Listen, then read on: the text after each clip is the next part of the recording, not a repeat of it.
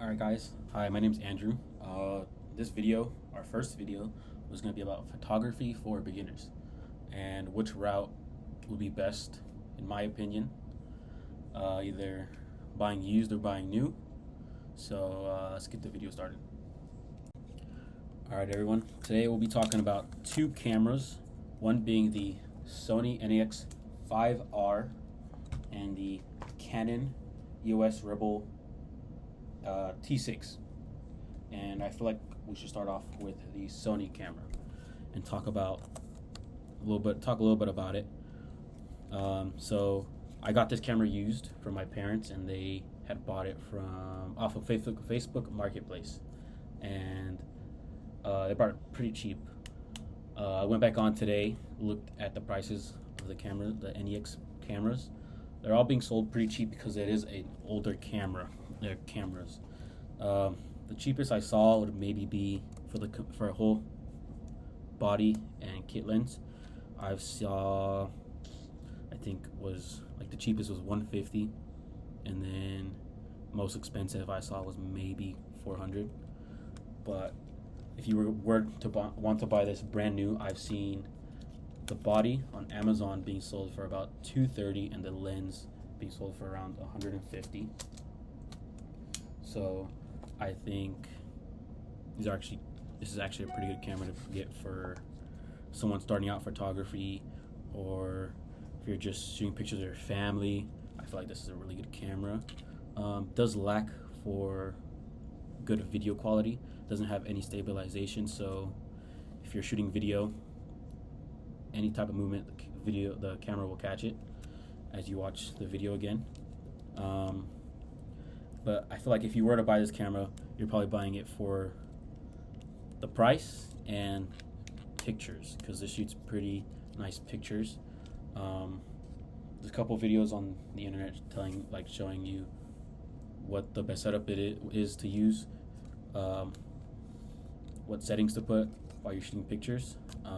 What I found while using this is just going out and practicing, just using the camera, not just letting it sit, collect dust.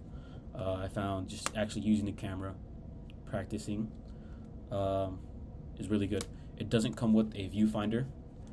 It does come with a pop-out LCD screen for vlogging, if you want to record vlogging videos or take pictures. Pops out kind of down a little bit, but for selfies and videos, it does pop out. It doesn't have a headphone jack, so like I said, if you're trying to record videos or record them with the mic, it won't have that, which kind of does suck. But if I'm recommending it, I recommend for pictures. And it does not come with a hot shoot. There's a adapter you could buy for the camera that pretty much becomes a hot shoot right here, and then you could add a viewfinder off of the internet and a flash if you'd like. But if you're starting off, I wouldn't really recommend. I just recommend the body and the lens, just so you can learn how to use the camera. And yeah, I think this is a really good camera for the price. All right, everybody. So this is the Canon EOS Rebel T6. This is the other camera I'd recommend for beginners. This is a little bit better than the Sony camera, just because it's newer, so the specs are a little bit better. It does come, if you were to buy this kit, it comes with the body and a 18 to 55 millimeter lens, and you could turn off autofocus, and you could also turn off stabilization. But I usually like to keep them on, just because they help while taking pictures, especially if you shoot manual. It does come with a hot shoot, so you're able to attach like an extra flash, because this does come with a built-in flash. But sometimes people like to put a flash or different kind of products on it. It does come with a viewfinder. LCD screen doesn't come out. It's built-in, not a touchscreen. But when you do use the camera, you could either, how you like to have it set up, you can either look through the viewfinder or have everything looking through here. It's both pretty good. I like it overall.